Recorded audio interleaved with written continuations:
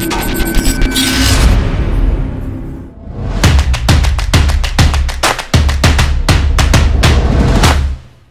Bell for the MacLife.com, sitting here on Notorious Airways en route to Las Vegas, alongside one of the top 205-pound mixed martial artists on the face of the earth, Jimi Manuwa.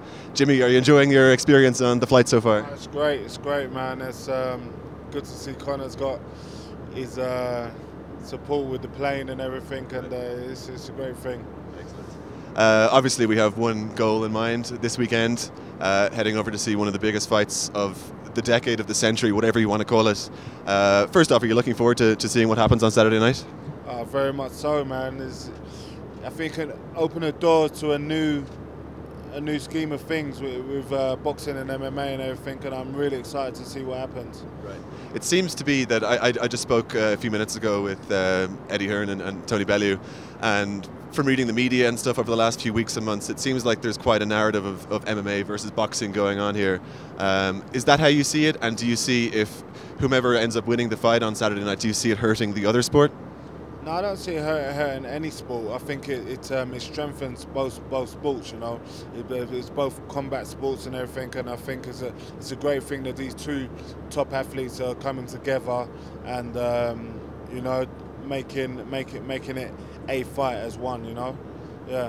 Right.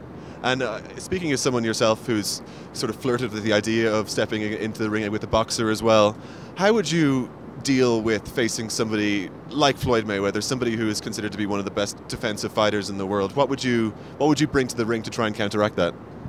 Well, if I was Conor, I don't know. He's had months of training and sparring and everything, so I'm sure he's more than ready. We're a day away and everything. I'm sure his team and his coaches and everything have done everything they can to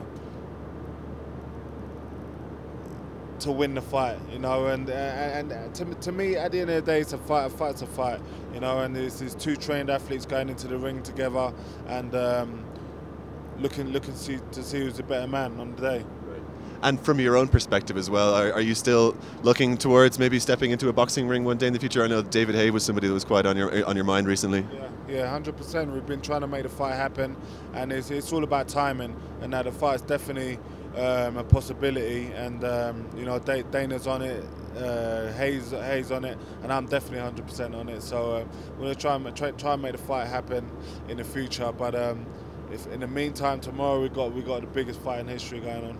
And speaking of that, I can't let you get up from your seat here without making a prediction. So if you're going into the casino in the Bellagio later on this evening and someone gives you 10 grand to make a bet, where would it go? I'd put it on Conor. What round? Probably round 4 or 5.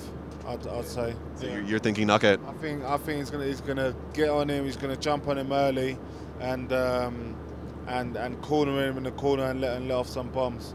And I'm looking forward to it. Excellent. Well, Jimmy, thank you so much for your time. We really appreciate it.